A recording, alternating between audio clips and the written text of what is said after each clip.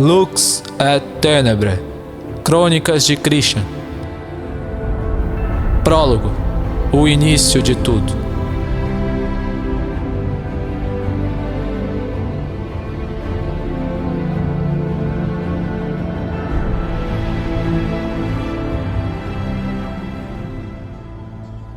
Estamos no ciclo 2030 e hoje é o primeiro sol da primeira semana de Divisé. Amanhã irá fazer 3 ciclos e meio que os eventos começaram a acontecer. Uma enorme estrutura como uma torre preta, maior do que qualquer coisa feita pelo homem, com uma grande porta dourada, incrustada com as mais belas joias, surgiu no mundo, sem sons, sem tremores, simplesmente apareceu. Quando a torre surgiu, 10 indivíduos desapareceram. Não foi algo muito alarmante, pois achava-se que se tratava de mais um dos muitos casos de desaparecimentos locais que sempre aconteceram. Porém, mais tarde, quando a porta da torre se abriu e essas mesmas pessoas saíram de dentro delas, soube-se que esses desaparecimentos não eram tão simples como se achava que eram. Essas pessoas estavam diferentes, elas tinham mudado. Estranhamente, essas pessoas tinham um chifre único em suas cabeças. Quando a torre os chamou e eles aceitaram seu chamado, ela lhes deu poder, riquezas e prestígio. Eles eram tratados como reis e a eles foi dado o domínio da torre, onde somente eles poderiam adentrar.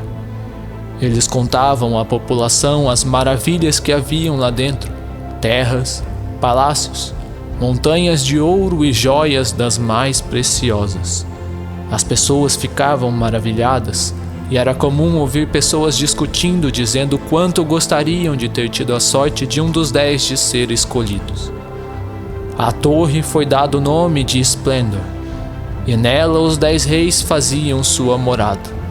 A eles foi dado altos cargos, pois eram respeitados por suas riquezas e principalmente pelo poder que haviam recebido da torre, algo que a humanidade jamais havia visto: as palavras da morte, que usavam o poder da morte para fazer coisas impossíveis. Funcionava como a magia dos contos de fadas. Dizia-se que poderiam trazer os mortos de volta à vida, conceder imortalidade, e simplesmente não parecia haver limites para esse incrível poder. Através de suas riquezas e com promessas de poder, os 10 que ficaram conhecidos como Et Cornibus buscaram seduzir a humanidade a adentrar na torre. Para isso, bastava que quando ouvissem um sussurro em seus ouvidos lhes convidando a entrar, dissessem sim.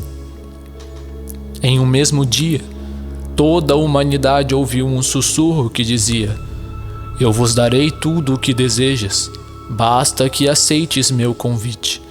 Queres adentrar na torre?" Era uma voz que parecia intensificar os desejos mais fortes de cada um e despertava visões de cobiça, riquezas e poder na mente de todo aquele que ouvia. Mas então, logo em seguida, uma voz majestosa e doce, porém severa, foi ouvida por todos, que dizia: "A morte espera aqueles que adentram a torre."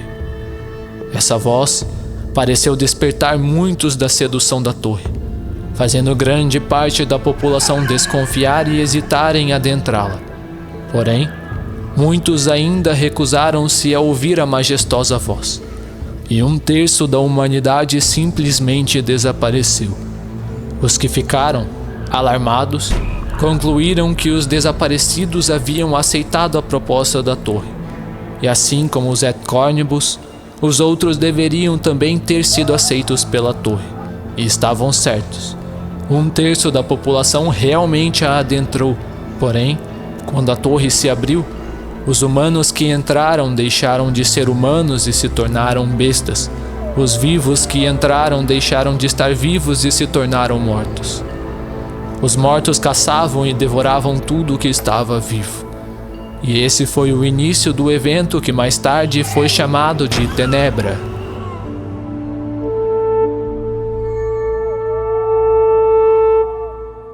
onde 1/3 da humanidade se corrompeu e aqueles que restaram foram caçados pelas bestas e mortos corrompidos pela torre. Os 2/3 da humanidade que restou lutou por suas vidas, estando em constante batalha contra os corrompidos.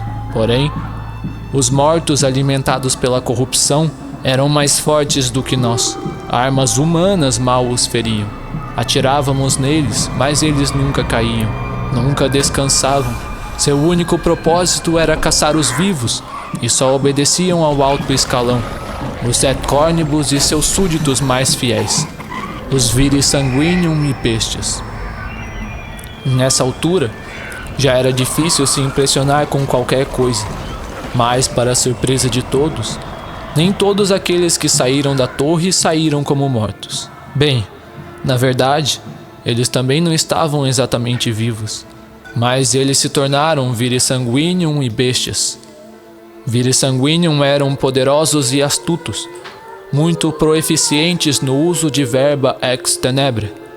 Faziam parte do alto escalão, atuando principalmente como líderes dos exércitos corruptos.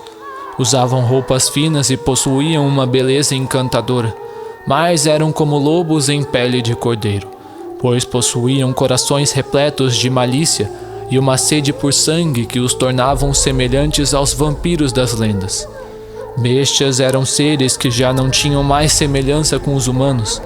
Tinham uma forma humanoide com características de lobos, assim como os lobisomens das lendas. As bestias atuavam como guardas e caçadores. Tinham um poder muito superior aos vivos, com peles impenetráveis por balas e sentidos elevados. Eram caçadores poderosos e brutais. A humanidade estava sendo cada vez mais reprimida. A corrupção dos mortos era extremamente contagiosa. Bastava uma mordida e você se tornaria um deles. As bestias eram muito poderosas e Et Cornibus eram inatingíveis. A humanidade tornou-se escassa. Quando os vivos estavam perdendo as esperanças, uma luz explodiu nos céus, iluminando cada um que pisava na face da terra. Diante daquela luz, os vivos nunca tinham se sentido tão vivos e os mortos tão mortos, pois Vires Sanguinium e bestias que entraram em contato com ela desapareceram em nuvens de fumaça, e os mortos que foram atingidos pela luz foram queimados em poderosas chamas. Então uma voz ressoou como trovão: Vos darei minha luz será a vossa salvação. Essa luz era Verbum, a voz que nos advertiu sobre as consequências de adentrar na torre. Quando a luz brilhou, Verbum deu aos vivos o poder de sua luz, a única arma capaz de lutar contra os corrompidos, e esse evento ficou conhecido como Lux. Com tal poder, os vivos haviam recebido uma arma para lutar e manter suas vidas. Com o tempo, os vivos se juntavam em grupos liderados por eruditos, e pequenas cidades levantaram-se por todos os lugares. Nessas cidades se reuniam os vivos em busca de auxílio e segurança, e a humanidade estava passo a passo se reerguendo. Ou assim pensávamos. Depois que a humanidade recuperou a esperança, os corruptos pareciam começar a se sentir ameaçados, porque voltaram ainda mais frenéticos e brutais na sua caça aos vivos. Como uma besta encurralada que sente sua vida ameaçada, voltaram ainda mais fortes, enxameando e tentando destruir toda a pequena cidade que se levantava. A guerra se intensificou. Os vivos tinham dificuldade em encontrar refúgio, pois as cidades que se levantavam eram alvos de enxames de corruptos, como se eles soubessem as consequências de permitir que uma cidade se levantasse e se fortalecesse. Mas então, nesse momento de desespero, mais uma vez recebemos auxílio da luz. Uma ave apareceu nos céus, com um brilho resplandecente e cheia de uma beleza incomparável, de um branco incorruptível que dava paz a todos os corações. Em todos os corações que aquela luz tocava, uma mensagem era escrita: Dou-vos um refúgio, um lugar onde os mortos não podem entrar. A Terra Santa, que chamarás de Operis Lutis, onde encontrareis vossa paz e onde serás mergulhado em rios de pura alegria. Também dou-vos o caminho pelo qual deveis seguir para chegar lá. Para encontrar este caminho, deverás escutar a voz em seu coração. É no fundo dele que gravei as instruções. E então a ave branca desapareceu de nossas vistas, mas não antes de nos fazer conhecer seu nome. Era Albon, o Branco. Foi tudo tão belo que muitos se perguntaram se aquilo não se tratava de uma ilusão criada por suas mentes. Mas a paz e os sentimentos deixados por Albon em nossos corações nos provavam que aquilo realmente havia acontecido. Quando fechamos os olhos e tentávamos nos concentrar naquele sentimento, era como se um novo mundo se abrisse e nossas almas entrassem nele. Com os olhos da alma, era possível ver no núcleo desse mundo um grande coração, envolto por chamas douradas ardentes que variavam de intensidade de pessoa para pessoa. Descobriu-se que o coração no núcleo deste mundo representava nossos corações e as chamas que o envolviam à luz de Verbo. As chamas se intensificavam de acordo com o que preenchia os corações de cada um. Se a lenha do coração, o alimento das chamas, for luz, as chamas douradas se intensificavam.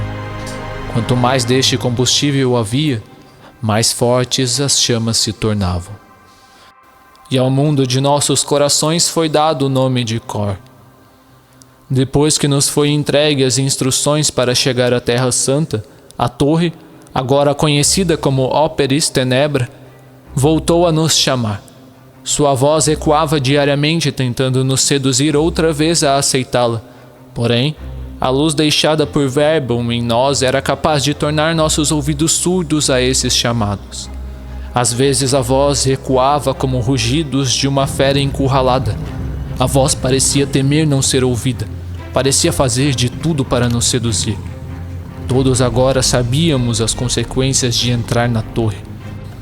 Mas, aparentemente, quanto mais baixa a intensidade das chamas de nossos corações, mais nos afastávamos da luz que nos protegia e mais insensatos ficávamos, até que entrássemos em um estado de cegueira total e nos tornássemos inconscientes de nossas escolhas. Esvaziar o coração, caminhando na escuridão, era como retirar de lá a lenha que alimentava as chamas. Conforme o coração esvaziava, as chamas, sem lenha para queimar, diminuíam sua intensidade. Verbum havia nos dado a sua luz, como uma chama que envolvia e protegia nossos corações, mas não nos obrigou a aceitá-la e a decisão de aceitá-la ou não estava em nossas mãos. Alguns, seduzidos por seus desejos e dúvidas, rejeitaram essa luz, tornando-os cada vez menos resistentes aos chamados da torre. Então, infelizmente, descobriu-se que quando as chamas se apagavam, a escuridão tomaria o controle. O coração não mais aquecido pelas chamas se congelava e endurecia, e logo chamas negras que se alimentavam da frieza e do vazio envolviam os corações petrificados. Estas chamas não tinham calor, pelo contrário, eram como chamas congelantes que, alimentadas pelo frio, intensificavam e ampliavam a frieza por todo o cor. Quando tudo isso acontecia, a corrupção corroeria nossas consciências e então entraríamos para as fileiras do exército dos mortos. E isso, infelizmente, foi descoberto da pior forma. Aqueles que se corromperam, enlouquecidos e cegos pela brutalidade, atacavam tudo em seu caminho, devorando tudo que estava vivo. E então se soube que ainda não estávamos livres da corrupção da torre. Porém, ainda estávamos esperançosos, pois as instruções deixadas por Albon continuavam lá. Muitos tentavam ouvir a voz da qual Albon nos falou, mas a voz da torre e nossa própria voz também ecoavam em nossos ouvidos, criando ruídos e sons que dificultavam o discernimento da voz deixada em nossos corações. Muitos passavam seu tempo tentando entender as instruções, e quando recebiam a compreensão de parte delas, largavam tudo e peregrinavam em busca da Terra Santa. Então foi dado o início de uma era, a era da grande busca pela Operis Lucis, a Terra Santa.